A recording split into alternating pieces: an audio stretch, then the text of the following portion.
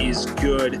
I want you to support Artorias Family Bakery. Shop ArtoriasFamilyBakery.com. Use discount code ScottsTakes20 at checkout for 20% off all amazing products. Thank you for supporting our presenting partner.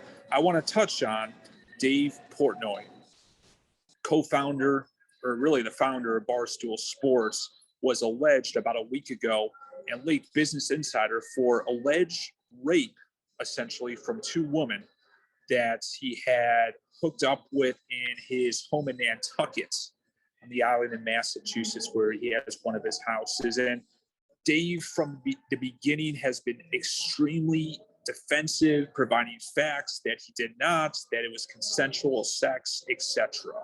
So he was defending himself pretty hard last weekend from the get-go.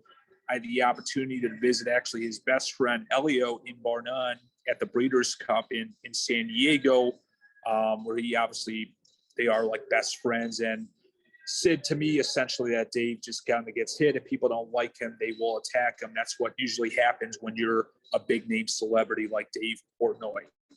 But essentially what I want to talk about is he put out a press conference earlier today regarding evidence that he was innocent.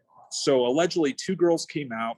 Business Insider put together a hit piece over 8 months of trying to get damage and basically put a paywall behind it to access the article. So suspicious there. Business Insider, kind of a dying breed, wants to make money on a hit piece on a celebrity like Dave Portnoy, who hooks up with a lot of girls. He's a celebrity. He's got $100 million. A lot of girls want to hook up with him. And obviously, just like any single guy, he's going to hook up with girls.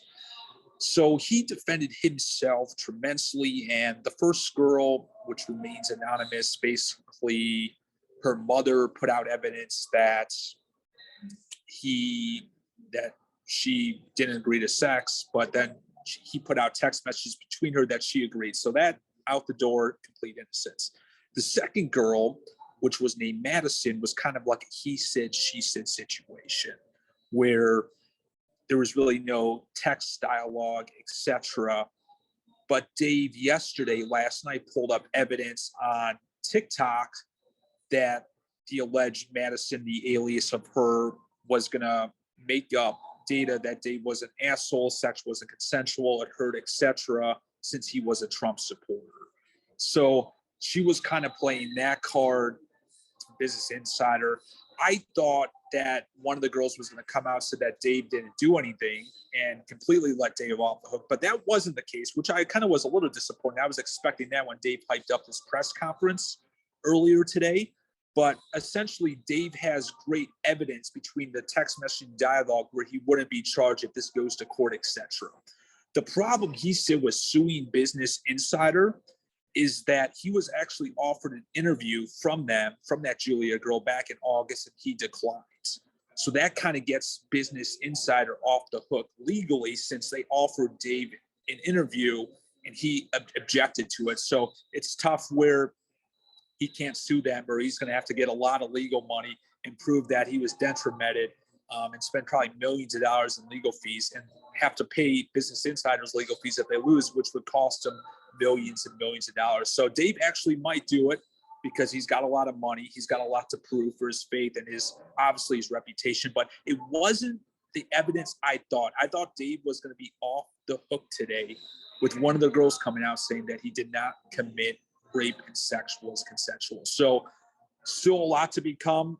I think Dave is innocent. I'm very fond of his best friend, Elio, in Barnum. We're good friends.